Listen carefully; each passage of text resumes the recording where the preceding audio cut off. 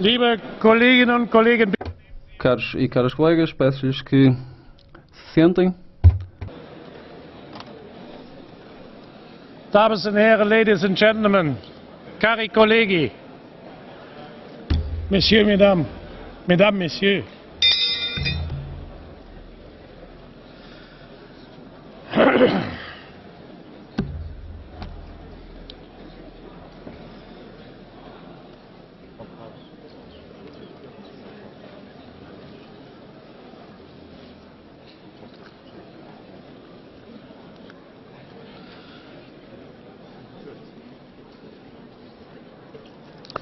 Meine Damen und Herren, die Debatte zur Lage. Bom, hoje o debate sobre o Estado da União ocorrerá pela quinta vez neste Parlamento Europeu. Teremos o debate que é um debate que é apresentado pelo Presidente da Comissão para esta Casa.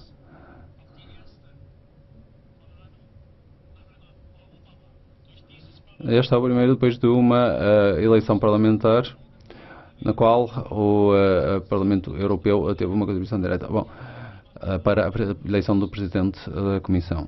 Estas declarações de Estado da União acho que são esperadas com muita antecipação por esta Casa e podemos ter orgulho de estarmos neste momento numa União que foi nomeado através de um novo procedimento, um procedimento que torna a nossa União mais democrática. Esta Casa, esta manhã, também é a Casa da Democracia Europeia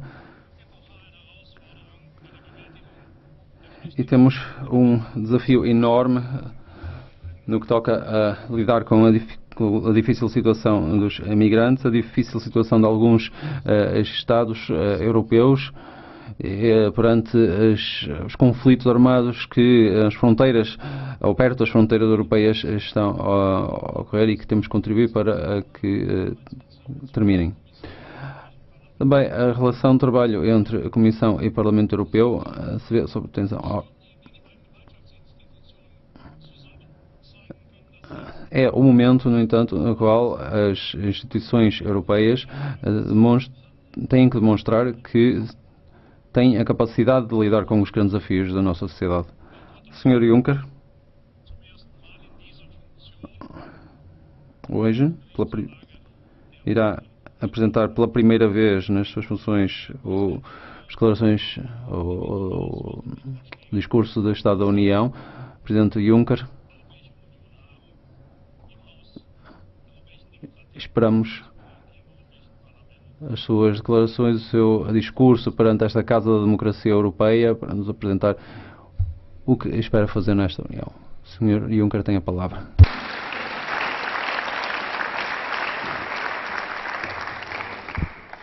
Sehr verehrter Herr Präsident, Herr Ratspräsident. Sr. Presidente, Presidente do Conselho, senhores e senhoras deputados e deputadas, é para mim uma obrigação, mas também um prazer vir aqui como Presidente da Comissão Europeia, pela primeira vez no meu mandato, vir aqui apresentar o discurso do Estado da União para esta Casa. Quando era Primeiro-Ministro de Luxemburgo, tive que apresentar muitas vezes, 20 vezes, o discurso do Estado da Nação. E relativamente ao tom, à retórica, à forma como era apresentado, correu sempre bem, mas entretanto isto já vai há muito tempo e, portanto, vamos ver o que é que acontece hoje nesta Casa. Eu não pude preparar este discurso em condições normais, como alguns poderão imaginar, mas farei todos os esforços para conseguir trazer este discurso a bom porto. Este discurso surge no quadro dos acordos entre o Parlamento e a Comissão Europeia, que diz, nomeadamente, que o Presidente da Comissão Europeia, na primeira metade de setembro, comparece perante o Parlamento Europeu para fazer um discurso e responder relativamente àquilo que foi realizado no ano transacto e quais serão os temas importantes que surgirão nos meses seguintes. Estabelece as prioridades para o trabalho futuro da Comissão Europeia e também, em certa medida, para a União Europeia. Ora, com este objetivo, ao Presidente Schulz e ao representante da presidência luxemburguesa, eu fiz chegar as prioridades da presidência luxemburguesa e enviei esta carta para esta casa com as 10 prioridades de trabalho da Comissão Europeia em vista do quadro atual. Não vou aqui tratar todos estes elementos hoje. Acho que não seria útil estar aqui a repetir aquilo que já foi enviado por escrito por mim, pelo colega Timmermans, e peço-lhes que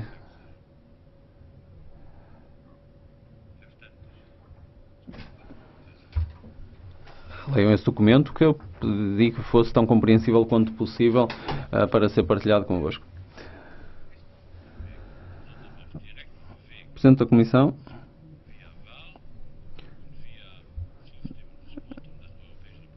não foi nomeado por vias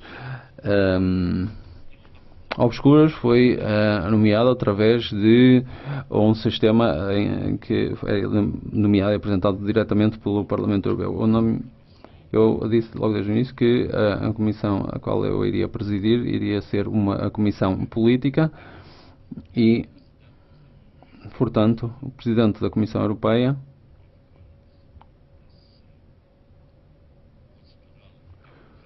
como resultado do procedimento democrático, que eu também seria um presidente democrático e político. Ora, político no sentido mais lato da palavra. Nós somos pessoas, homens políticos, não somos políticos. Eu não gosto desta expressão, esta expressão que existe em algumas línguas como o francês, que nos chama políticos. Nós não somos políticos, nós somos homens de política.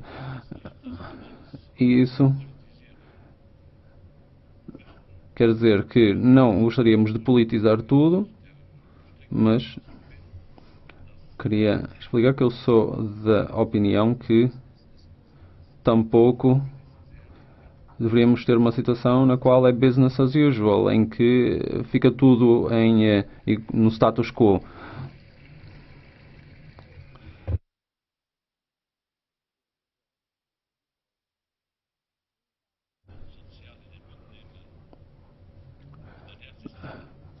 Peço-lhes que não estejam a contar quantas vezes é que eu uso a palavra social no meu discurso, mas posso-lhes assegurar que as questões sociais estão muito próximas do coração. Não é apenas questões de orçamento, questões económicas.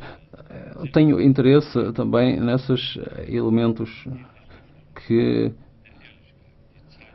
de justiça. Justiça social é o momento para isso na Europa e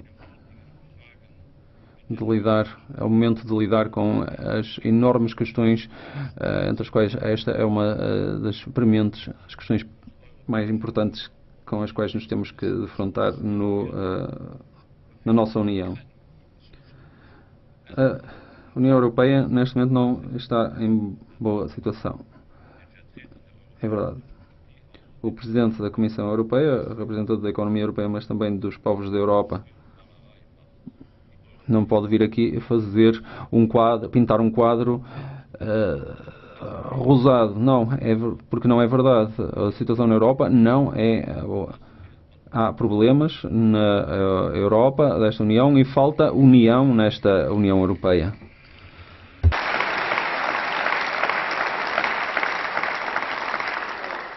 Das müssen wir ändern.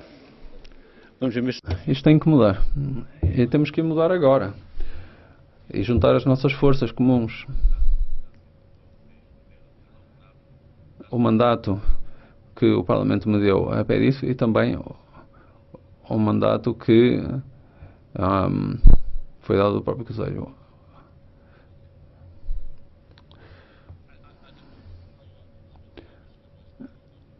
Eu não sei porque é que os senhores aqui da direita ficam nervosos quando se fala da União Europeia, diz o Presidente Juncker.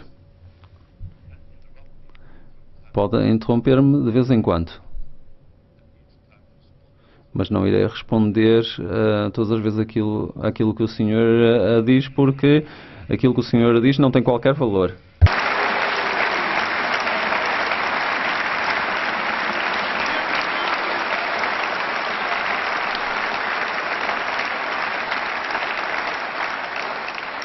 Mr. President, ladies and gentlemen. Senhor Presidente, senhoras e senhores, seja quais sejam os programas de trabalho ou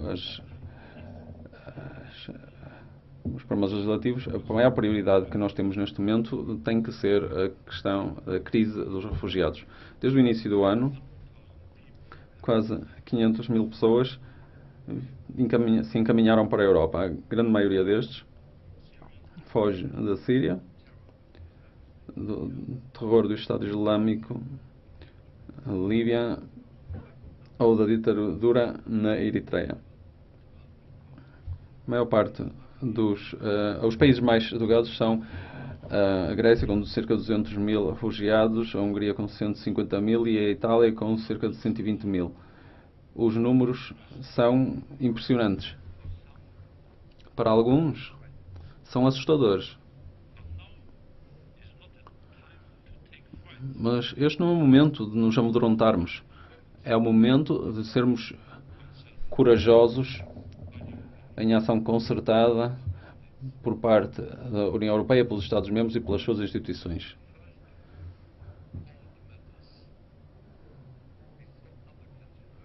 Antes de qualquer outra consideração, o primeiro elemento basilar é a questão da dignidade humana. E é também, para a Europa, uma questão de justiça histórica.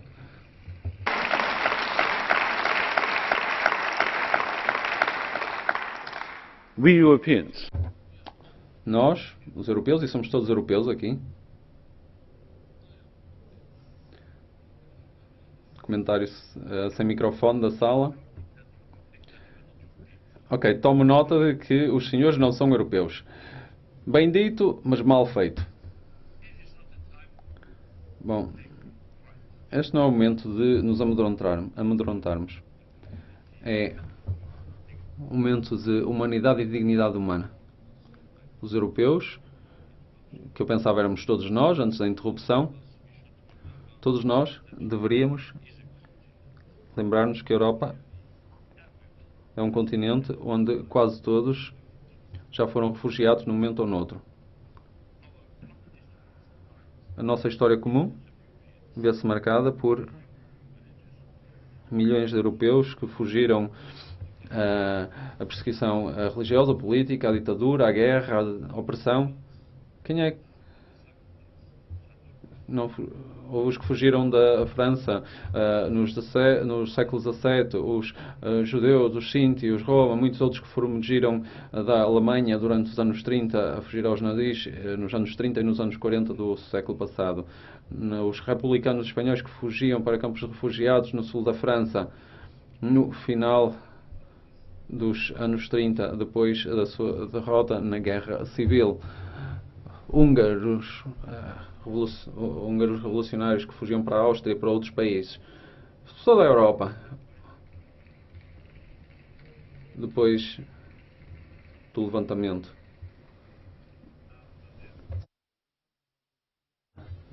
O levantamento contra o regime comunista ter sido oprimido em 56 por tanques soviéticos.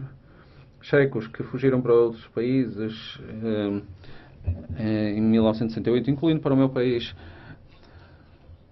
centenas de milhares que fugiram das suas casas depois e durante as guerras da Jugoslávia. E isto foi no final do século passado, não foi há centenas de anos atrás, foi no final do século passado, na última década do século XX. Já esquecemos que há uma razão para verem mais McDonald's a viver nos Estados Unidos do que a população inteira da Escócia? Que há mais O'Neills e Murphys nos Estados Unidos do que na Irlanda? Já esquecemos que há 20 milhões de pessoas de herança cultural polaca que vivem fora da Europa como resultado da Polónia por causa das imigrações políticas e económicas depois das expulsões forçadas, das localizações e de todos os elementos que ocorreram na história, muitas vezes dolorosa, da Polónia. Já esquecemos que depois da devastação da Segunda Guerra Mundial, 60 milhões de pessoas foram refugiados na Europa? Isto como resultado desta terrível experiência europeia. Como resultado, surgiu um regime global de proteção em 1951, na Convenção de Genebra, com proteção para os refugiados, dando refúgio àqueles que ultrapassaram fronteiras na Europa para escapar à guerra e à opressão totalitarista. Nós, na Europa, devíamos saber e nunca deveríamos esquecer porque é que dar refúgio e dar o direito fundamental ao asilo é tão importante, porque este é um dos pilares mais importantes, é um dos valores mais importantes a nível internacional e europeu, e não deveríamos esquecer isto.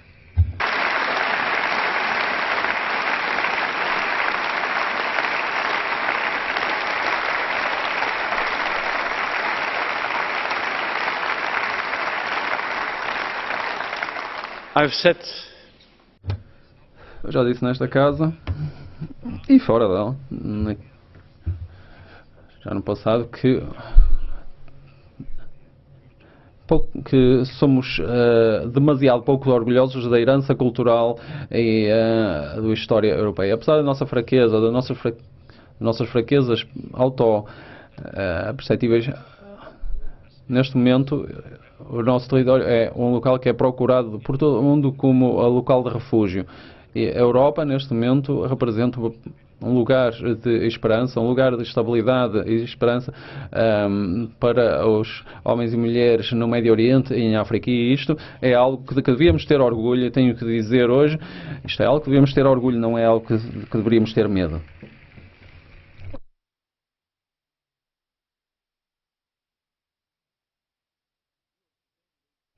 A Europa, hoje, apesar das muitas diferenças entre os Estados-membros,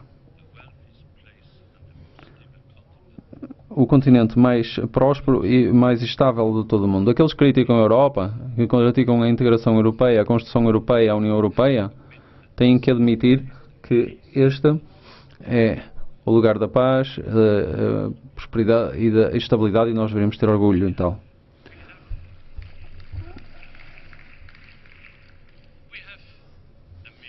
Nós temos os meios para ajudar aqueles que fogem à guerra e ao terror e à opressão.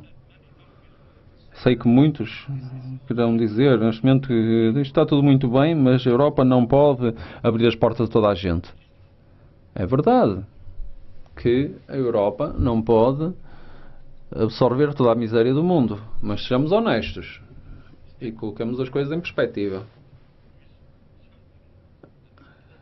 Há certamente um número impressionante, sem precedentes, de refugiados a chegar à Europa neste momento. No entanto, eles representam apenas 0,11% da população da União Europeia.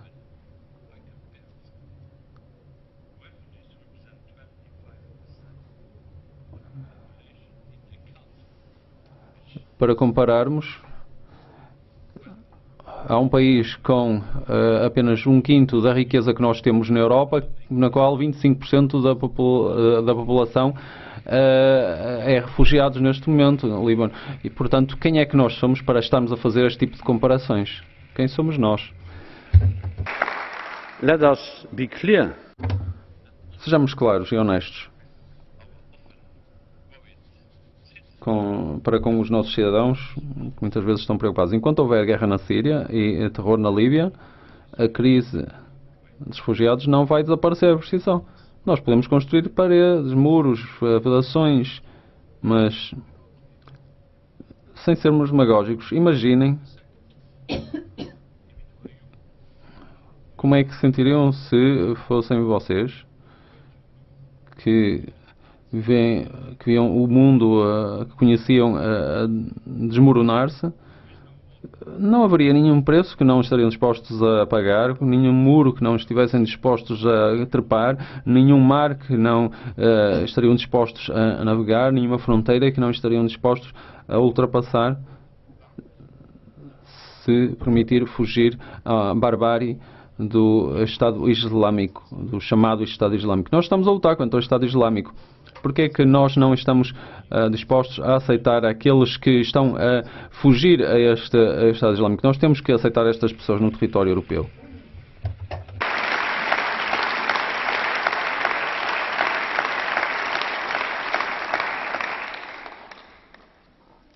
It is high time to act, to manage. Bom, é o momento de lidar e gerir a crise de refugiados, porque não há uma alternativa a fazer essa gestão. Houve muita acusação,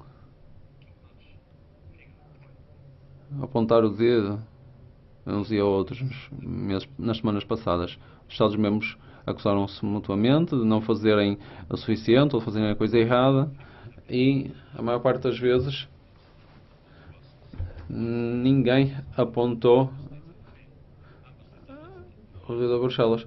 A Bruxelas é sempre acusada quando os Estados-membros não estão a fazer o que têm que fazer. Sempre que há problemas nos países, é a Bruxelas, é o Parlamento Europeu, é a Comissão que são acusados de não estarem a desempenhar o seu papel.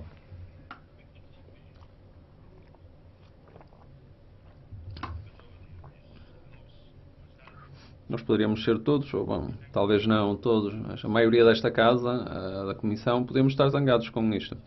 Mas isto serviria para quê? Estarmos zangados não ajuda ninguém.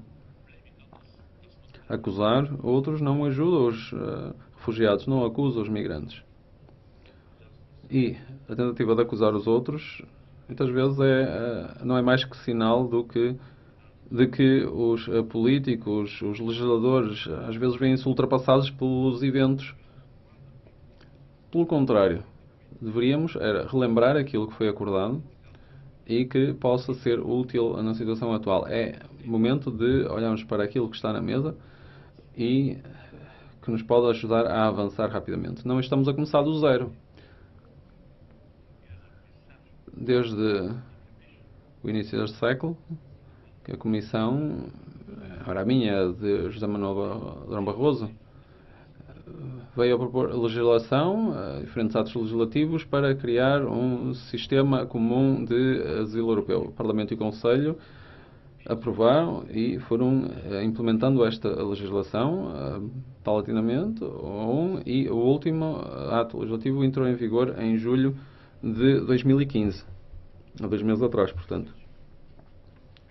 Na Europa temos agora regras comuns para definir como é que devemos receber os requerentes de asilo, respeitando a sua dignidade, especificando como é que os seus pedidos de asilo são tratados, e temos orientações sobre como é que se deve agir para verificar se alguém deve ter direito ao asilo no país. Mas estas normas, estes padrões, têm que ser colocados ou executados na sua totalidade e de forma homogénea pela Europa. E isto não é o caso, neste momento, claramente. Antes do verão, não foi depois, antes do verão, a Comissão lançou o primeiro conjunto de 32 processos por infração contra os Estados-membros por não estarem a cumprir aquilo que tinham acordado fazer anteriormente. E isto é uma questão de credibilidade. Nós estamos a legislar, estamos a decidir as coisas, mas depois não as estamos a colocar em prática. E é uma questão de credibilidade que os Estados-membros respeitem e coloquem em prática aquilo que acordaram em termos de regras comuns.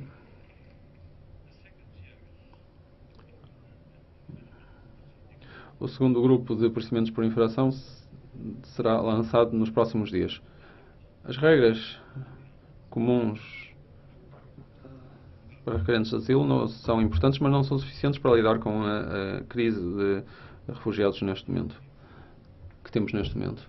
Na primavera, o Conselho e o Parlamento disseram que era preciso uma agenda europeia comum sobre a migração. Nós, como Comissão, propusemos isto em maio e seria injusto dizer que desde então nada aconteceu. Nós triplicamos a nossa presença em alto mar. Houve 122 mil vidas que foram salvas desde então. E qualquer vida perdida é uma vida a mais. Mas, sejamos honestos, há muito mais pessoas que foram salvas que teriam perdido a vida de outra forma. Um aumento de 130% e devemos ter orgulho nesse desempenho. 29 Estados-membros e países associados Schengen estão a participar em ações conjuntas, a Frontex, eles na Itália, 102 oficiais de 32 países, 31 navios, 6 uma série de outro equipamento, 4 veículos de transporte, helicópteros. Esta é a primeira medida de solidariedade europeia, mesmo se não é suficiente e mais se terá que fazer. Nós redobramos também os esforços para lutar contra os traficantes e para desmantelar as redes de tráfico de seres humanos. É mais difícil obter embarcações para atravessar o mar, o que faz com que haja menos pessoas a entrar em barcos que não têm condições. Como resultado, o número de chegadas estabilizou à volta dos 115 mil, que é o mesmo que o ano passado. Agora temos que atingir o mesmo nível de estabilização nos Balcãs, que claramente tinham sido ignorados ou negligenciados por todos os legisladores no passado. Portanto, a União Europeia também é o principal atuador nos esforços para tentar aliviar a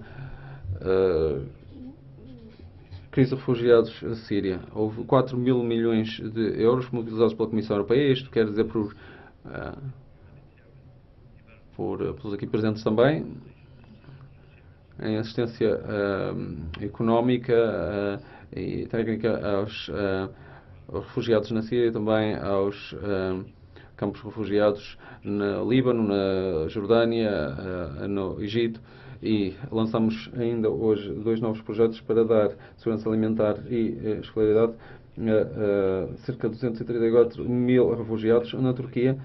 E eu devo dizer que aqui tenho que aplaudir os esforços da Jordânia, da Turquia, do Líbano e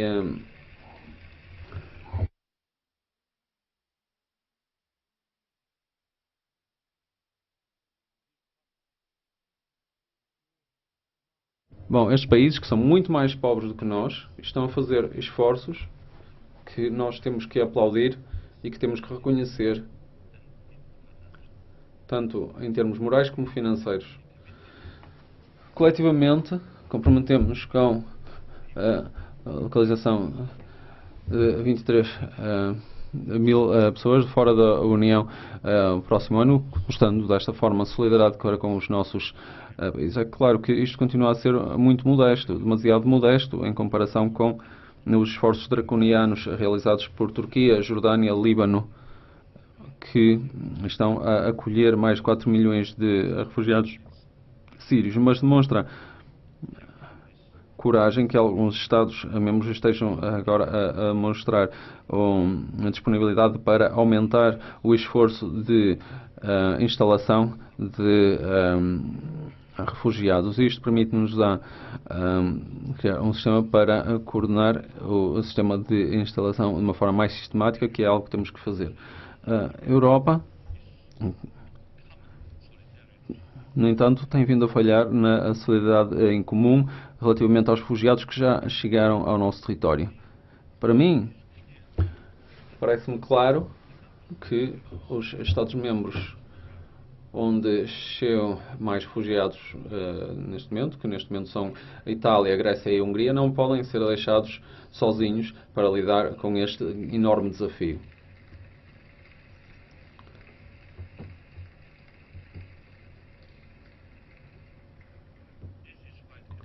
É por isso que a Comissão já propôs um mecanismo de emergência em maio. Portanto, não foi uma coisa de agora, já foi em maio que fizemos a proposta para a reinstalação de cerca de 40 mil pessoas que procuravam proteção internacional da Itália e da Grécia. E é por isso que estamos a propor um segundo mecanismo de emergência para relocalizar 120 mil pessoas de Itália, Grécia e Hungria. E isto tem que ser feito de uma forma vinculativa, obrigatória.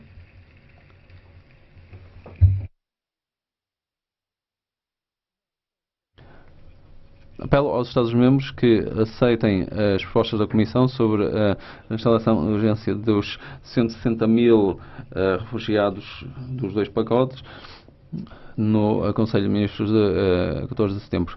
Não estão a falar de 40 mil, estão a falar de 120 mil mais 40 mil, portanto 160 mil pessoas que têm que ser cuidadas e que têm que ser acolhidas pelos europeus, e eu espero que desta vez todos participem.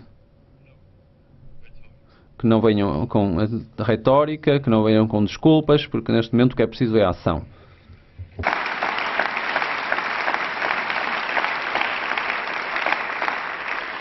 What is happening? O que está a acontecer com seres humanos. Não estamos a falar de números, estamos a falar de humanos que estão a chegar da Síria, da Líbia. E que, se hoje vêm da Síria ou da Líbia, poderão vir amanhã da Ucrânia. Agora vamos estar a fazer escolhas? Vamos distinguir se este é cristão, se é judeu, se é muçulmano? Este continente já teve a experiência muito negativa de distinção com base em critérios religiosos e escorreu mal. Não há religião, não há diferenças filosóficas quando trata de refugiados. São todos iguais.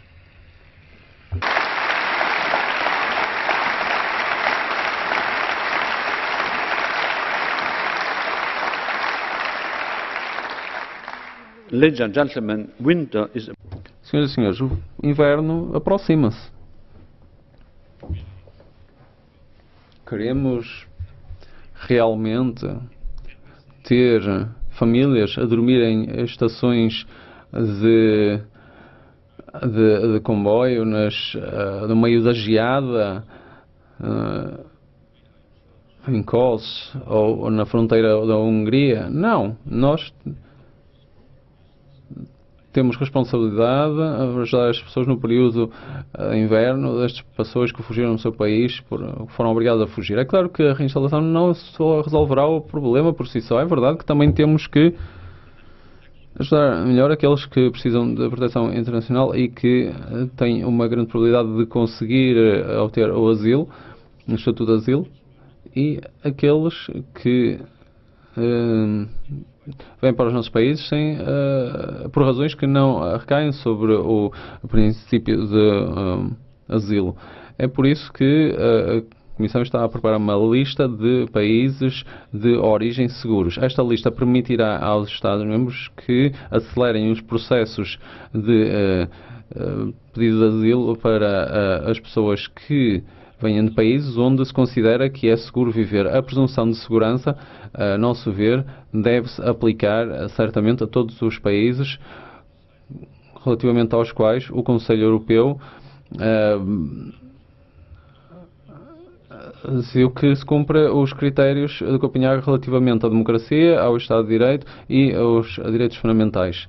E deverá ser aplicado também a outros potenciais países candidatos nos Balcãs ocidentais, como resultado do progresso que têm vindo a realizar na senda para serem países candidatos. É claro que a lista de países seguros é apenas uma simplificação procedural. Não pode vir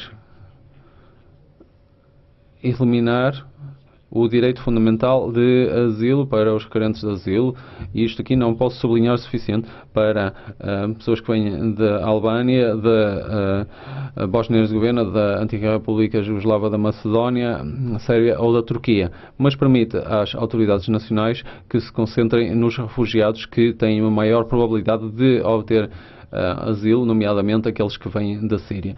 Esta concentração de esforços é muito necessária na situação atual. Uma lista de países seguros não é algo que retira o direito de asilo das pessoas que vêm desses países que estão na lista, e isso não posso frisar o suficiente. Nós assinamos a Convenção de Genebra e o asilo é um direito.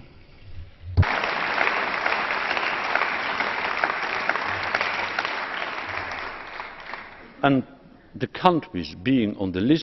Os países que surgem na lista de países seguros, por outra parte, têm que perceber que se forem retirados desta lista por causa de os direitos fundamentais não estarem a ser garantidos nestes países, que vão perder a possibilidade de se virem a juntar à União Europeia. As duas coisas vêm juntas.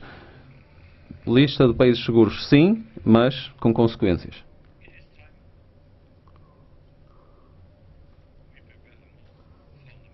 É momento de procedermos a uma alteração mais fundamental relativamente à forma como se processam os pedidos de asilo, nomeadamente o processo de Dublin, que diz que isto deve ser processado pelo primeiro país de entrada. Nós precisamos de mais Europa na nossa política de asilo, precisamos de mais união na nossa política de refugiados, uma política de asilo e de refugiados precisa de solidariedade que esteja ancorada permanentemente na nossa abordagem e nas nossas regras, e é por isso que neste momento a Comissão também propõe um mecanismo permanente de reinstalação que nos permita lidar com situações de crise mais rapidamente no futuro. Mais rapidamente no futuro, isso quer dizer mais rapidamente do que no passado. Uma política comum de asilo e refugiados exige uma aproximação das políticas de asilo. Os Estados-membros têm que reanalisar as regras de apoio à inclusão e à integração que têm neste momento, e a Comissão está disposta a estudar a possibilidade de novos fundos poderem apoiar este esforço, e eu sou fortemente favorável, muito favorável, a que se permita que os requerentes de asilo possam trabalhar, que possam ganhar o seu próprio dinheiro, enquanto os seus processos são verificados. O trabalho, ter um emprego, é uma questão de dignidade. Aqueles que trabalham reencontram a dignidade que tinham antes da sua partida, e por isso acho que deveríamos fazer tudo para mudar a nossa legislação nacional para permitir aos refugiados, aos migrantes, que trabalhem logo a partir do primeiro dia da sua chegada à Europa. Uma política una também exigirá um esforço comum fortalecido para garantir as fronteiras externas.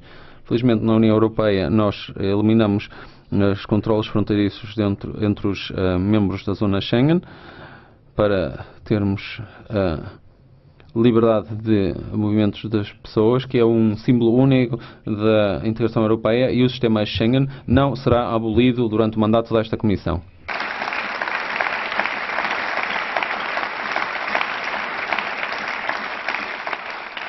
But the other side of the coin, to free movement, O outro lado da moeda, quanto à livre circulação, é que temos que trabalhar de forma mais estreita quanto à gestão das fronteiras externas. É algo que esperam os cidadãos. A Comissão disse-o em maio e também nas eleições com o Martin, com o Guy.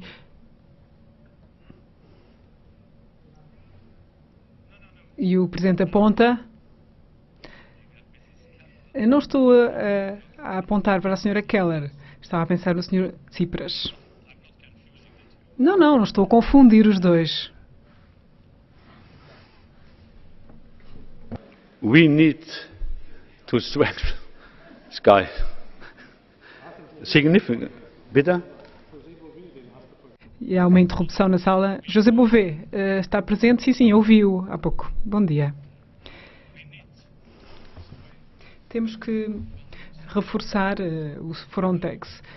Temos que conseguir que esta agência possa ter um controle real das fronteiras e que tenha um sistema de guarda costeira. Mas isto vai custar dinheiro. Mas eu penso que é dinheiro que será devidamente investido. E por isso propomos passos ambiciosos para uma fronteira europeia e para uma guarda costeira europeia até ao final do ano. Assim, poderemos ter uma política migratória real e podemos ver exatamente o que é que está, quais são os canais possíveis de migração legal.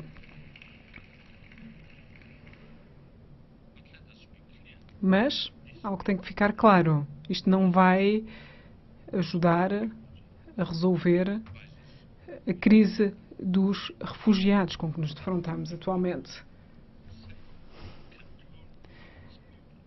Se houver mais segurança, poderemos ter cotas abertas para a Europa, poderemos gerir melhor a migração, fazer com que o trabalho dos traficantes de seres humanos seja menos atrativo.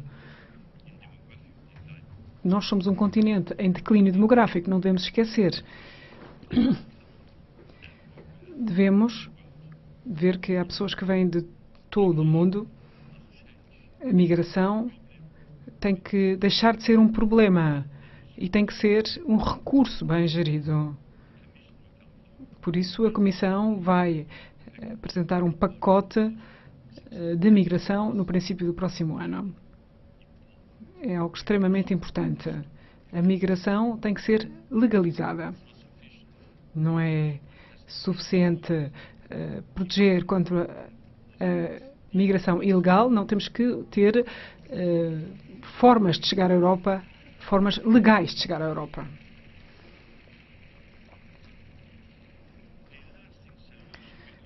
Uma solução duradoura só será possível se conseguirmos chegar às origens, às razões subjacentes à imigração. Por que é que temos esta crise migratória? A nossa política europeia tem que ser mais assertiva. Não podemos continuar a ignorar e trabalhar de forma pouco unida quando vemos a instabilidade nos países vizinhos, na nossa vizinhança. Temos que encontrar uma solução. Será que somos demasiado fracos para tal? O problema da Líbia, por exemplo.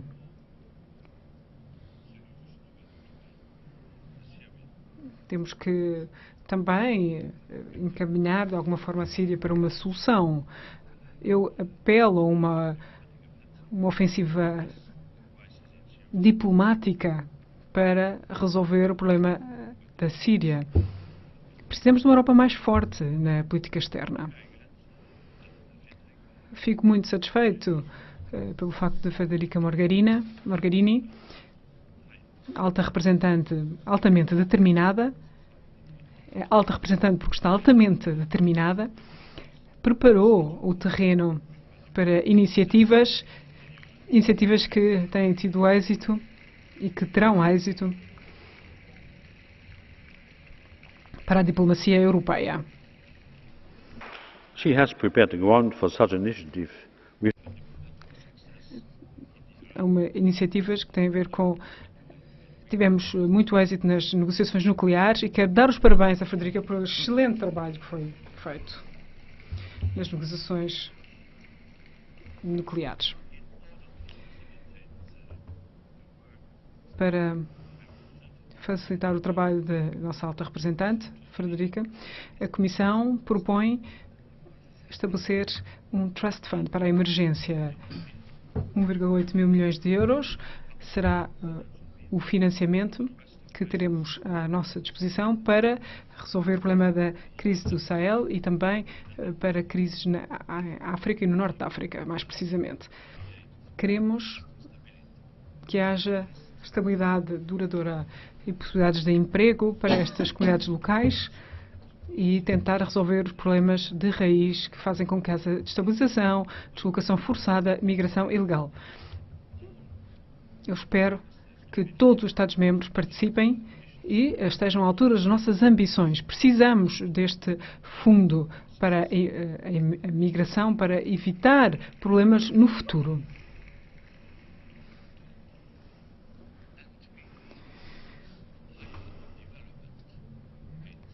Precisamos também de um orçamento maior para a ajuda ao desenvolvimento. A ajuda ao desenvolvimento não é uma expressão de que eu gosto muito.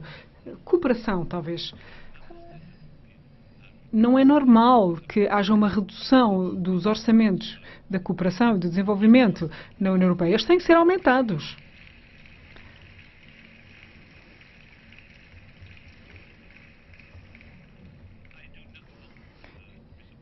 Senhor Presidente, eu não quero criar nenhuma ilusão e que a crise vai ser ultrapassada rapidamente. Não será. E temos que estar cientes disso. Mas estar a afastar os barcos, queimar os campos, isso não é a Europa. Essa forma de agir não é uma forma da Europa.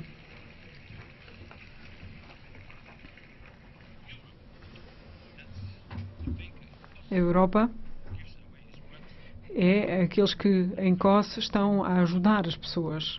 A Europa é aqueles são os estudantes em Munique e em Passau que estão a receber as pessoas que chegaram na estação. Aqueles que a Europa que estão em Munique na estação e que estão a aplaudir e a dar as boas-vindas aos refugiados.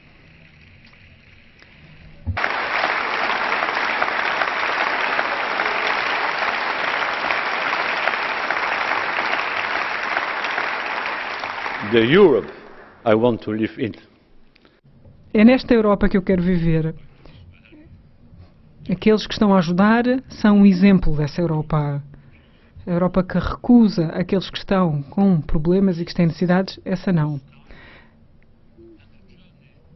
Temos uma crise e a viagem é longa. Eu conto com os senhores desta casa, a Casa da Democracia Europeia, e com todos os Estados-membros para mostrar que há coragem europeia e para avançarmos de acordo com os nossos valores comuns e a nossa história.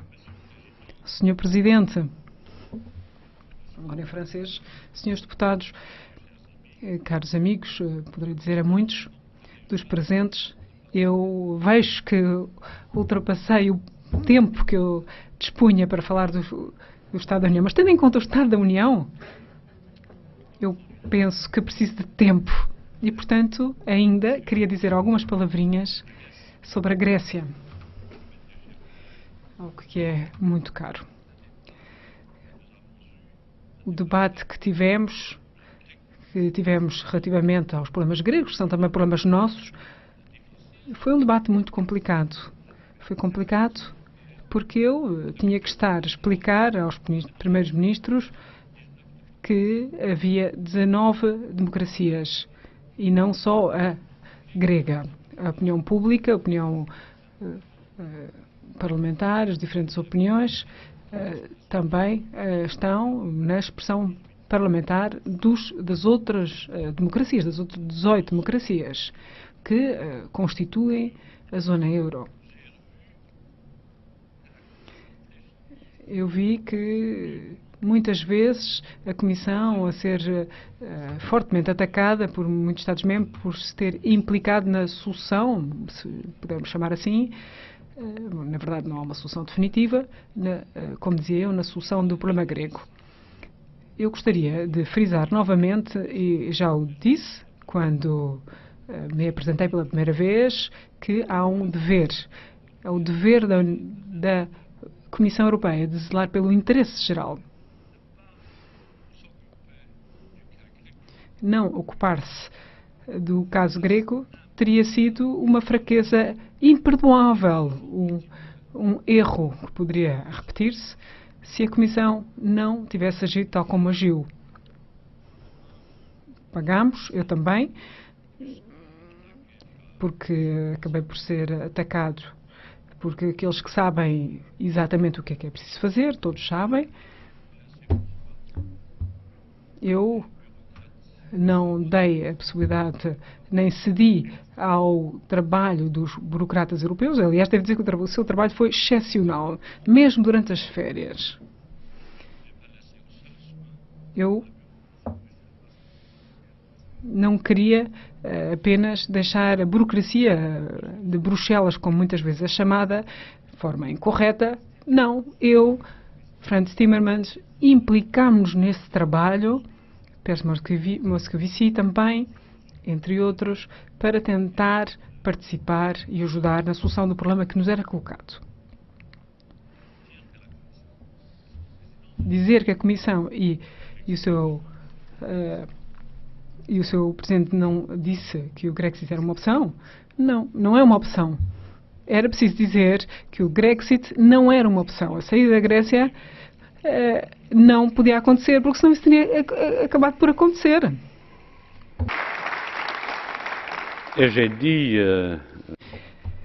Eu disse ao Sr. Tsipras e às autoridades gregas que não deviam considerar essa frase, querendo dizer que, de qualquer forma, iam ser salvos.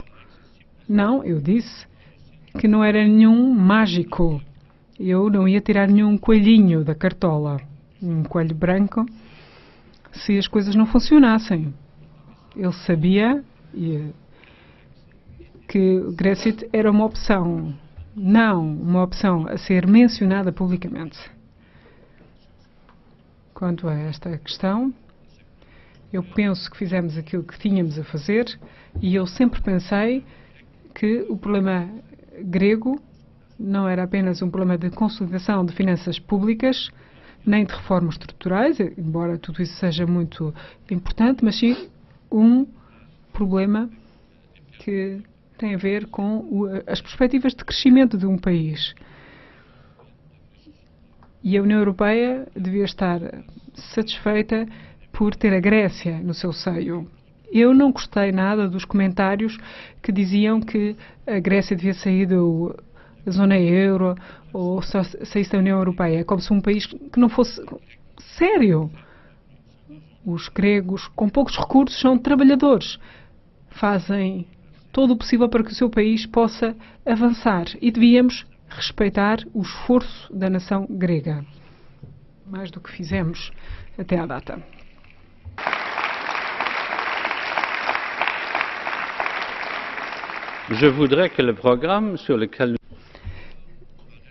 Eu gostaria que o programa fosse respeitado pelo governo grego, aquele que foi, aquele que é e aquele que será.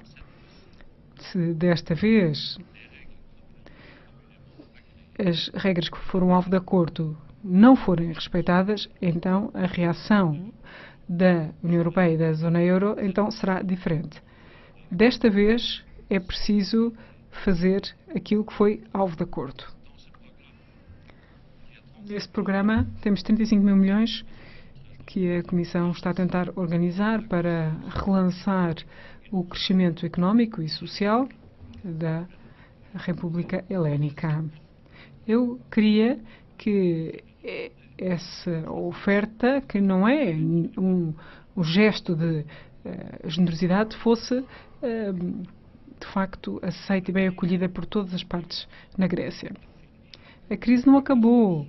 não termina com a solução que apresentamos enquanto tivermos 23 milhões de europeus sem trabalho. Temos mais de 17 milhões de europeus na zona euro que estão desempregados. Enquanto continuarmos com estes números, a crise não acabou. Acabará quando a Europa chegar ao pleno emprego. Às vezes eu pergunto, por que é que um continente tão rico como a Europa vai afastar-se desta regra normal? A regra que devia ser respeitada em todo o lado. As mulheres e homens e os jovens, os adultos de amanhã, têm direito ao pleno emprego. Não devemos abandonar essa esperança, esta ambição que a Europa seja um continente com o AAA social. Temos que voltar ao pleno emprego. Não é impossível, se de facto o desejarmos.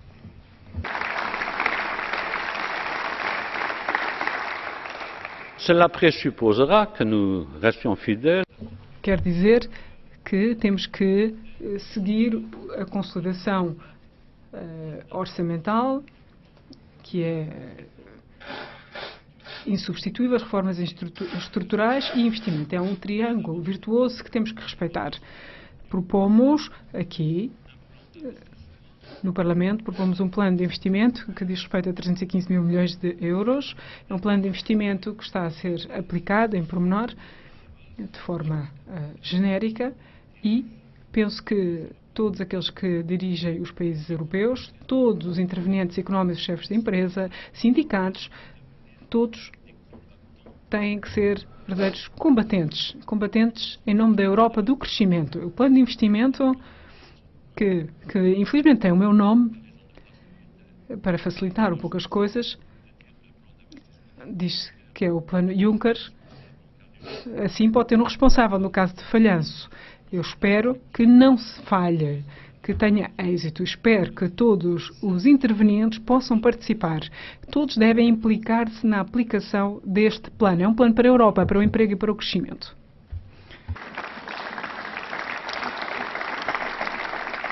Mais tout cela, mesdames et messieurs les députés, Senhores deputados, mas isso não é suficiente. Temos que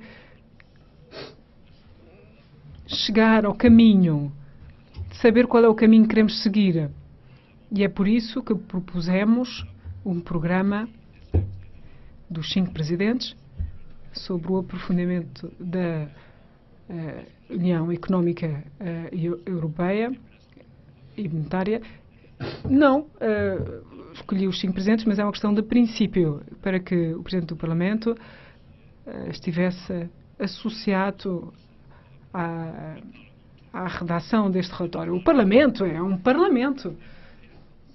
E fazer ou pensar que o futuro da Europa, da União Económica e Monetária, pudesse ser feita sem implicação direta e imediata do Parlamento Europeu é um erro.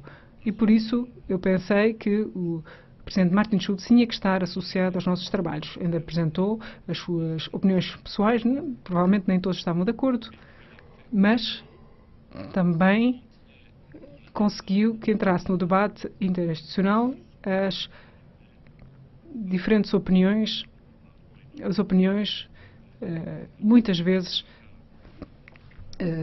aqui expressas, tal como as opiniões de Otmar Karas e o seu projeto, para que haja de facto uma tónica dada a esta União. E precisamos de um governo económico. Precisamos de um governo económico. Não o digo pela primeira vez. Eu estou a dizer isso desde 91, quando os ministros das Finanças, com o Nicolas Schmidt, que participou em várias variantes no meu país, eu dirigi a Conferência Intergovernamental sobre a União Económica e Monetária, e havia 4 pessoas que se pronunciavam a favor de um governo económico. Jacques Delors continua a ser um modelo. Pierre Rouvat, eu lamento ainda a sua perda. Philippe Bestat, que orienta-nos constantemente, sempre que é necessário, e eu continuo aqui. eu sou um pouco eterno nestas funções, nós estávamos a favor de um governo económico, uma governação económica, e queríamos que no tratado tivessem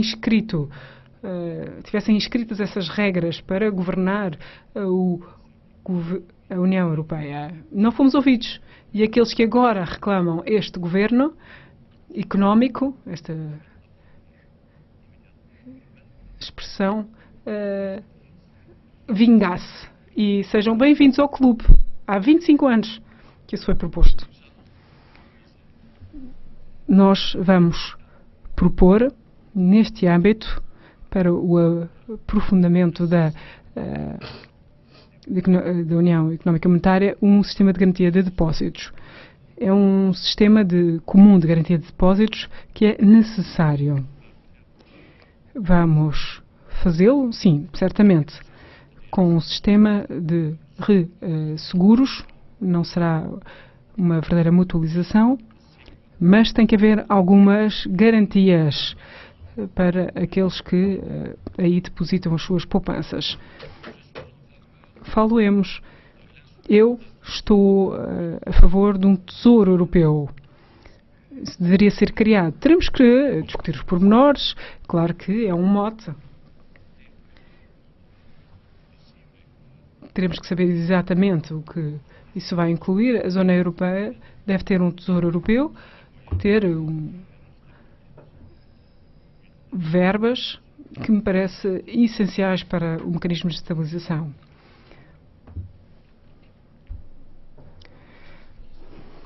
Quanto à política fiscal, ou as políticas fiscais, o problema da união, a desunião fiscal na Europa, a Comissão terá a ocasião de conseguir que o princípio da troca de informações quanto aos impostos diretos seja aprovado rapidamente pelo Conselho.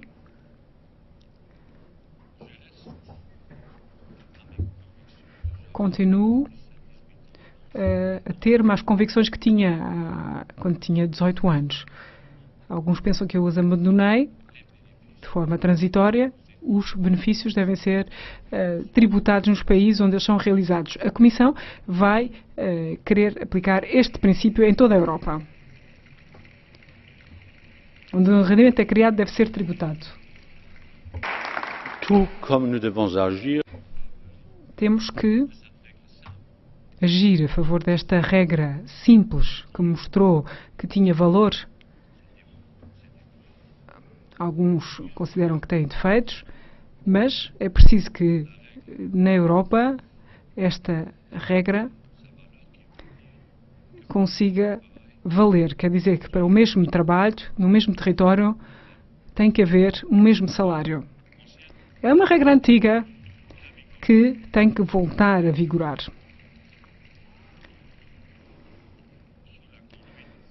Quanto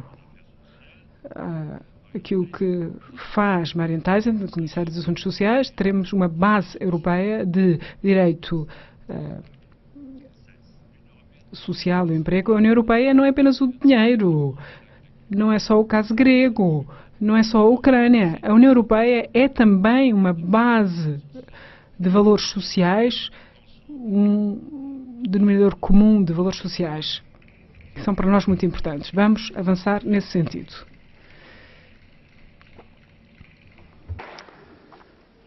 Mr. President, now... Senhor Presidente, eu agora tenho um problema sério. Bom, eu sei que os senhores me querem interromper. Bom, mas eu estou no meio do meu discurso. J'ajouterai donc rapidement. Bom, muito rapidamente, eu diria que o Parlamento Europeu tem que continuar a ser o Parlamento da Zona Euro. Não vamos continuar com esse debate.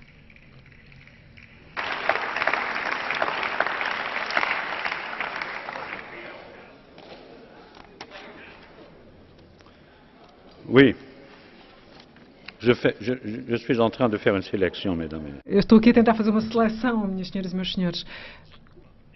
Eu penso que É necessário que a representação internacional da zona euro seja melhorada. Não é normal que nas instituições de Bretton Woods e no Fundo Monetário Internacional, a Europa seja vista como um grupo de pessoas desunidas, cada um segue um caminho. Não, é preciso que o Presidente do Eurogrupo possa representar a zona euro. Só ele deve fazê-lo. Uma representação única no Fundo Monetário Internacional é necessária.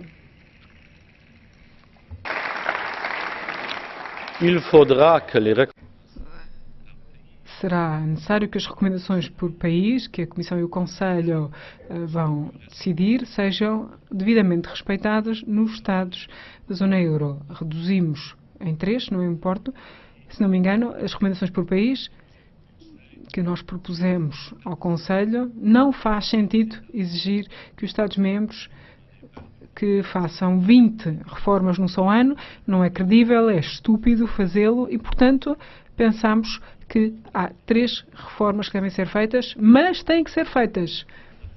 Tem que haver uma verdadeira apropriação nacional das reformas propostas pelo Conselho e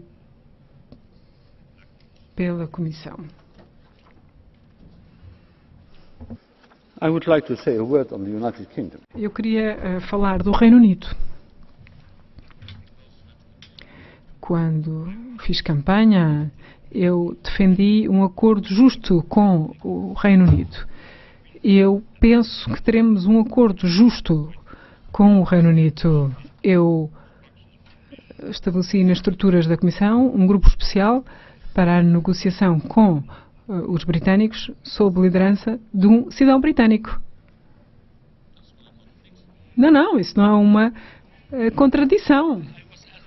Between Jonathan Fall and Nigel Farage, and then I made it. Britânico e europeu. And Nigel, of course, will be his greatest. Bom, o Nigel vai dizer um é britânico, outro é britânico e europeu. Enfim, é complicado. Claro que o Reino Unido e o governo britânico e os políticos britânicos têm razão quando criticam a União Europeia por ser demasiado burocrática, pelo excesso de regulamentação. É o programa da minha comissão. É isso que eu pretendo, é diminuir essa regulamentação. O primeiro vice-presidente Franz Timmermans e eu estamos a fazer todo o possível para conseguir que haja menos regulamentação. Mas não vamos destruir, não quer dizer que não haja regras, não é isso que nós pretendemos. Não quer dizer que a União Europeia se afaste de tudo. Tudo aquilo que tem que ser devidamente organizado na Europa. Lançámos o mercado digital único. Estamos a avançar pouco a pouco. Estamos a tentar completar o mercado interno, fazer a sua construção, porque isso não foi conseguido. Queremos lançar o espírito de empreendedorismo. Enfim, são todas exigências do governo britânico e dos políticos britânicos. O problema é que isto não pode ser pedido por esta Comissão, porque é exatamente isso que a Comissão está a fazer. Esta Comissão está a fazer. E pedia então aos colegas britânicos que apoiassem a iniciativa da Comissão nesse mesmo domínio. O mesmo se aplica à necessidade de concluir os acordos comerciais que temos com uma série de países, nomeadamente o TTIP. Eu estou a favor do TTPI, do Tratado de Parceria com os Estados Unidos da América, Tratado Transatlântico.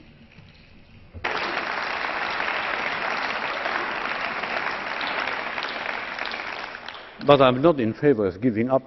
Mas não sou a favor de desistirmos das normas europeias, nem dos princípios europeus.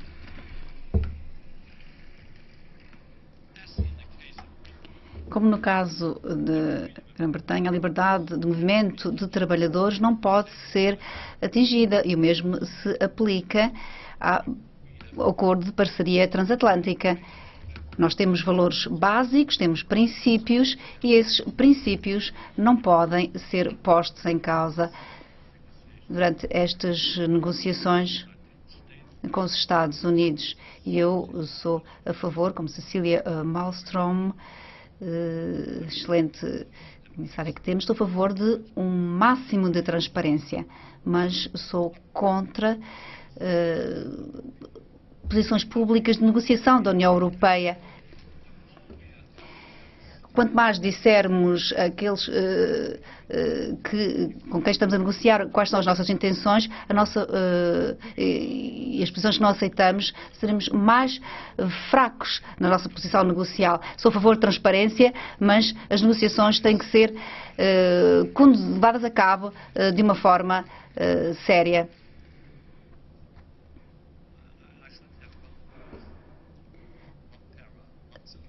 Deveria também referir a Ucrânia. Nós apoiamos os esforços democráticos do presidente da Ucrânia. Temos que apoiar esse homem porque ele tem a coragem de agir e nesse país não é algo fácil de fazer. E quem tem dúvidas em relação ao nosso envolvimento, ao nosso compromisso, ao nosso empenhamento, no caso da Ucrânia, está errado, porque nós, em muitas conversações com o presidente Poroshenko, analisámos e demos resposta a todas as necessidades manifestadas pela Ucrânia e iremos continuar a agir assim. 3,4 milhões de euros irão ser dados em programas de assistência microfinanceira à Ucrânia. Iremos ajudar a conseguir-se um acordo que também que se prende com o fornecimento de gás e damos conselhos também aos nossos amigos relativamente ao à reforma do sistema judicial. E irei ajudar o Conselho Europeu o direito de visto aos cidadãos ucranianos se as condições forem respeitadas. Isso terá que ser feito. Como disse Guy Verhofstadt há alguns meses atrás aqui no Parlamento, não se trata unicamente de democracia,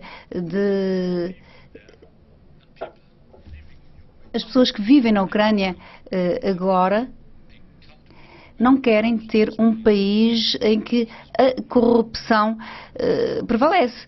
Os democratas ucranianos querem um país livre de corrupção e temos que trabalhar nesse sentido.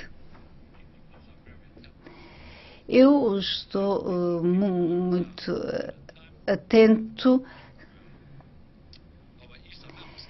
aos nossos parceiros a leste, nomeadamente aos Balcãs, da questão de segurança e das fronteiras dos Estados-membros devem ser consideradas intocáveis. E eu quero que isto seja compreendido claramente em Moscovo. Os Estados-membros dos Balcãs e de outros países têm que saber que a solidariedade existe, não é uma palavra vazia, estamos presentes e iremos continuar a estar, se for necessário, os Balcãs, a Polónia e outros países, nomeadamente a Polónia e os países bálticos, corrige o Presidente Juncker. Eu não confundo os dois. Os Bálticos e a Polónia são membros muito importantes da União Europeia e não devem pensar que estamos ausentes sempre que a segurança nas suas fronteiras corre perigo. Não, é obrigação nossa protegê-los. Proteger, se for necessário, e defender a segurança de todos. I don't know if you were mentioning the Luxembourgish army when you are saying army. Não sei se refere ao exército luxemburguês. O exército luxemburguês é um excelente exército. 70 soldados que defendem isso não será de grande ajuda, mas outros poderão ser, se for necessário. Há intervenções na sala sem microfone? Eu não sei porque, estou a perguntar a mim próprio porque é que gosto das vossas interrupções, mas gosto, porque me inspiram, porque me recordam daquilo que eu vos deveria ter dito antes. I will never forget. Nunca me esquecerei da reunião que tive antes de ser nomeado com Nigel Farage e com o seu grupo. Foi uma reunião muito interessante e cheia de humor. É, aliás, a única qualidade que partilhamos, o sentido do humor. Could I have the permission?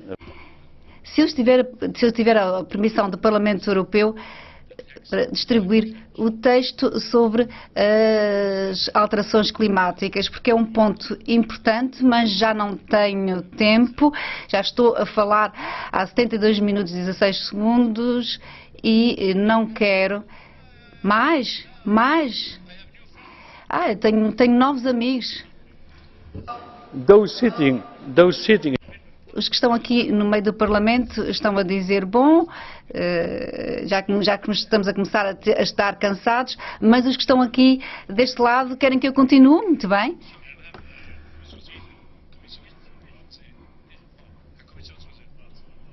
Senhor Presidente da Comissão, peço desculpa. O deputado da lugar 358 colocou a máscara da senhora Merkel. Eu não sou particularmente fã da senhora Merkel, mas acho que por acaso é mais bonito, mas enfim. Acho que é o colega Bonanno. Senhor Bonanno, já fez o seu espetáculo, peço-lhe que se volte a sentar calmamente. Pode continuar, Senhor Presidente.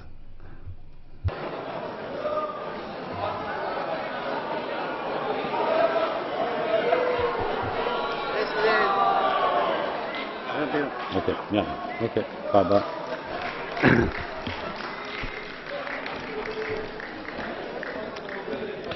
Ja, auch das wird von europäischen Steuerzahlern finanziert. Isto foi financiado pelo contribuinte europeu, infelizmente. Sr. Juncker, pode continuar.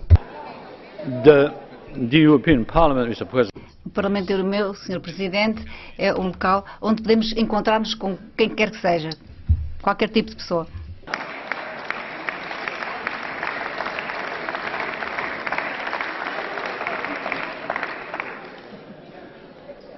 Union in diversity. União na diversidade. I would like, Mr. President. Sr. Presidente, gostaria de dizer algumas palavras, uma vez que tenho pouquíssimo tempo, sobre as alterações climáticas. O texto do meu discurso irá ser distribuído a um público mais amplo nas próximas horas, mas gostaria simplesmente de dizer que penso que devemos ser muito ambiciosos enquanto União Europeia na nossa via para Paris. Penso que estamos a fazer esforços importantes, talvez ainda não sejam suficientes, mas estamos a fazer mais esforços do que outros. Estamos a atacar o processo do processo e a próxima onda de imigração nas próximas décadas. Iremos tratar essa questão também, se tratarmos de uma forma adequada também a questão das alterações climáticas, porque amanhã podemos ter refugiados climáticos. Não devemos surpreender-nos se começarem a chegar os primeiros refugiados climáticos à Europa. Temos que agir agora, porque não há tempo a perder. E é por essa razão que eu gostaria que a União Europeia e os Estados-membros fossem tão ambiciosos quanto possível, pensando em Paris. Mas eu gostaria de dizer aqui que penso que a União Europeia não deveria assinar um acordo qualquer. As prioridades da União Europeia terão que ser de adotar um acordo climático global vinculativo. Essa é a nossa ambição, temos que lutar por isso e temos que levantar a nossa voz contra aqueles que nos nossos Estados-membros não partilham essa ideia. A Europa não é neutra quando se trata de alterações climáticas. A Europa deve ser um exemplo, um modelo para os outros.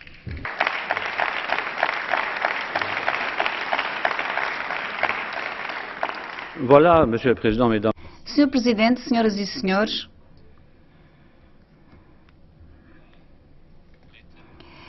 este não é o Estado da União totalmente, mas não quis aqui, perante vós, fazer um poema sobre a União Europeia. Eu disse no final de um discurso longo, mas brutalmente reduzido, penso que a União Europeia não está num bom estado. Mas penso também que não é dever meu nada fazer, para além de criticar o Estado da União Europeia. Nós realizámos, durante o ano transato, uma série de reformas, a meu ver, substanciais. Adotámos, e eu refiro-me à Comissão, uma agenda europeia sobre a migração, e não aceito que se diga, em relação à imigração, que a Comissão foi inativa. Ainda esta manhã ouvi na televisão alemã ministros bávaros criticarem a ausência da Comissão. Eu estive de férias, sim, os senhores não estiveram de férias? Tinham razão. Mas trabalhei os 10 dias de férias, trabalhei 4 dias sobre a Grécia e 3 dias sobre a migração. A Comissão fez propostas em maio e isso não é dito suficientemente. Nós não estamos a descobrir um problema que descobrimos em maio. Outros estão a descobrir, perante imagens terríveis, esse problema. Nós já o conhecíamos.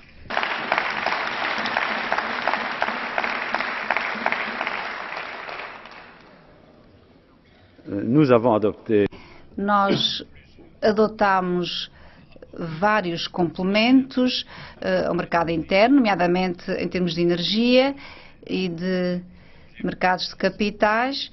Eu, com os colegas na Comissão, a quem agradeço calorosamente pelo bom acordo que existe, e coisa que não é fácil, e aqueles que aqui foram primeiros-ministros sabem que os acordos no seio de um executivo têm limites, e na Comissão a amizade, a colegialidade é grande, e estou muito orgulhoso na Comissão que tenho a honra de presidir.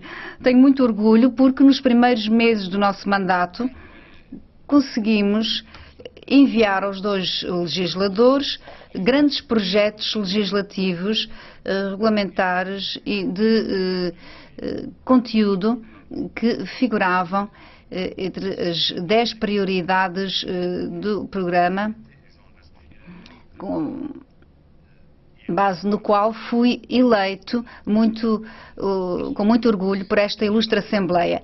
Nem tudo está bem, não vivemos no melhor dos mundos, o mundo seria melhor se fôssemos melhores e, portanto, é nesse sentido que devemos trabalhar. Eu conheço as debilidades da Europa, mas eu reconheço que haveria uma maior debilidade ainda se a União Europeia não existisse. Portanto, europeus, não baixemos os braços, devemos continuar.